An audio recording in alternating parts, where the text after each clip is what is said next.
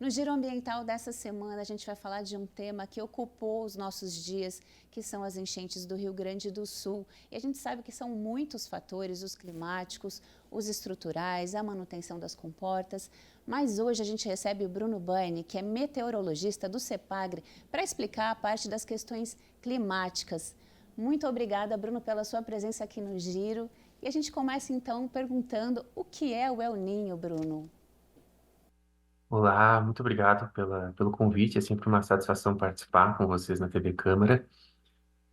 Bom, respondendo primeiramente nessa pergunta, o que que é o El Niño? O El Niño é um modo de variabilidade climática que a gente fala, é uma oscilação no clima temporária e que faz parte do que a gente chama, né, um pouquinho mais abrangente de El Niño Oscilação Sul. O El Niño Oscilação Sul está associado a anomalias de temperatura na superfície do mar, do Oceano Pacífico Equatorial. E a gente tem, então, o modo El Niño, que é a fase positiva, desse fenômeno. E a gente tem a Laninha também, que é a fase negativa do mesmo fenômeno. Então, são como se fossem duas, faces de uma mesma moeda. E no caso do El Niño, ele é caracterizado por uma anomalia positiva nas temperaturas, ou seja, as temperaturas ali no Oceano Pacífico Equatorial, também na costa da América do Sul, elas estão mais elevadas em relação àquilo que é o típico para aquela época do ano. O El Niño ele costuma ter uma duração de 9 a 12, 15 meses, e costuma ter o pico por volta de dezembro, janeiro. Ele repercute em vários pontos do planeta, não só no Brasil, América do Sul, mas em vários pontos do planeta, exceto a Europa. É o único continente que não tem é, nenhum efeito direto do El Niño. E tem Mas, papel no que aconteceu no Rio Grande do Sul, Bruno? sim, muito provavelmente sim, porque a principal característica do El Niño no sul do país é de aumentar os acumulados de chuva em termos sazonais, né? Então é o que a gente vem observando. O Rio Grande do Sul ele saiu de um longo período de estiagem devido à última atuação do fenômeno Laninha e entrou num período de chuvas muito intensas. Nós temos observado, né, vários episódios, várias tragédias também, desde o ano passado até agora esse momento. Então, isso concorda com o modelo conceitual do El Niño no sul do país. Isso tende a ser frequente nas previsões que vocês fazem? Isso tem a ver com as mudanças climáticas ou foi um fenômeno pontual, Bruno? Bom, no caso do El Niño, em si, ele é um fenômeno natural, ele já é conhecido desde lá dos anos 1600 pelos pescadores, mas a gente vem tendo alguns estudos que estão apontando que nas últimas décadas o El Niño ele vem se tornado mais intenso. Então, ainda não são estudos completamente conclusivos, mas eles já vêm apontando nessa direção. E, de modo geral, a recorrência desse fenômeno são em ciclos aí de 2 a 7 anos, então não é uma frequência tão regular. E daí vem a importância das medições, né, Bruno, para que a agricultura, principalmente, sofre muitos impactos, né? Imagina no sul, então, é uma perda quase que 100% ali das regiões, né? Então, a importância Exatamente, dessas medições para que a gente se antecipe, né? sem dúvida nenhuma, né? Então, é claro que, no caso de eventos extremos como este, muito provavelmente as perdas são inevitáveis, as perdas materiais, né? Então aí a gente foca em preservar as vidas humanas e é muito importante que a meteorologia ela entre inclusive até no currículo básico das escolas, né?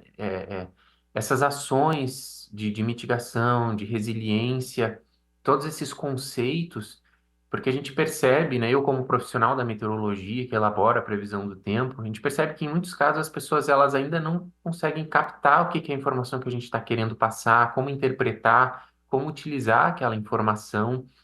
Então, seria muito importante que desde já da educação básica, as pessoas tivessem esse tipo de formação. A gente sabe que tem muitas ações de educação referente à defesa civil, a desastres e assim por diante, né? E ainda, principalmente em micro escala, né?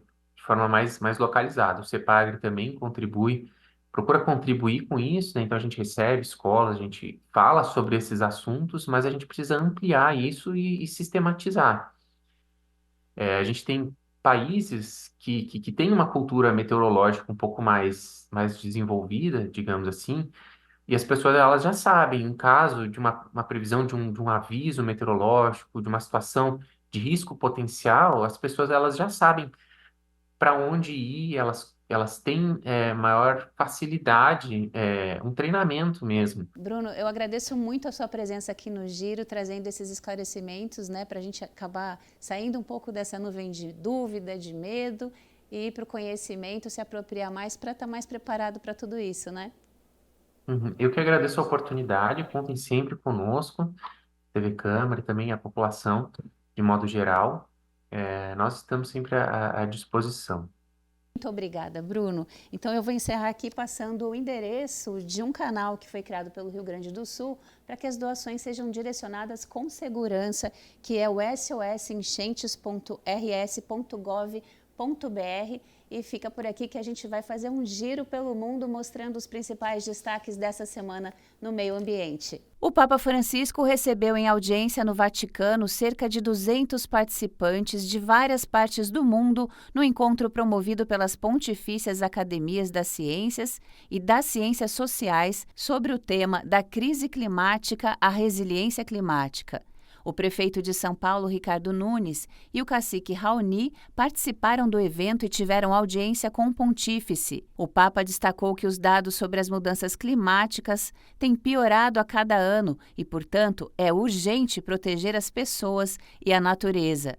Francisco parabenizou as duas academias por liderarem esse esforço e produzirem um protocolo de resiliência universal. O Santo Padre reforçou ainda que as populações mais pobres, que pouco têm a ver com as emissões poluentes, precisarão receber maior apoio e proteção. Além disso, foram destacadas outras pautas como: os pobres e as mulheres são agentes de resiliência e adaptação, a poluição do ar ceifa vidas, a descarbonização global, salvaguardemos as riquezas naturais e uma nova arquitetura financeira. Piranhas amarelas aparecem em diversos bairros de Porto Alegre. De acordo com o Metsul, a Serra Salmos maculatus já habita o Guaíba desde 2021. O Instituto estima que a espécie chegou até a bacia hidrográfica com a conexão dos rios Uruguai, através dos sistemas de irrigação para lavouras de arroz. Por serem animais predadores e exóticos, o temor é de que a cadeia alimentar seja alterada, impactando espécies nativas do Guaíba. Espécies de peixe-leão, exóticos para a nossa fauna, invadem o litoral do país, se reproduzem e preocupam os cientistas. A invasão é considerada pelos pesquisadores como uma das mais ameaçadoras do Atlântico. O Instituto Chico Mendes de Conservação da Biodiversidade, o ICMBio, identificou a reprodução em Fernando de Noronha. O ICMBio tem um programa de captura que já resgatou cerca de 600 animais entre jovens e adultos desde 2020. O maior deles tinha 47 centímetros, ou seja, considerado um animal grande. O peixe invasor se adaptou ao litoral brasileiro e isso pode comprometer as espécies regionais. Isso porque o peixe-leão está se alimentando dos mesmos peixes visados pela pesca artesanal de Alagoas e do Rio Grande do Norte.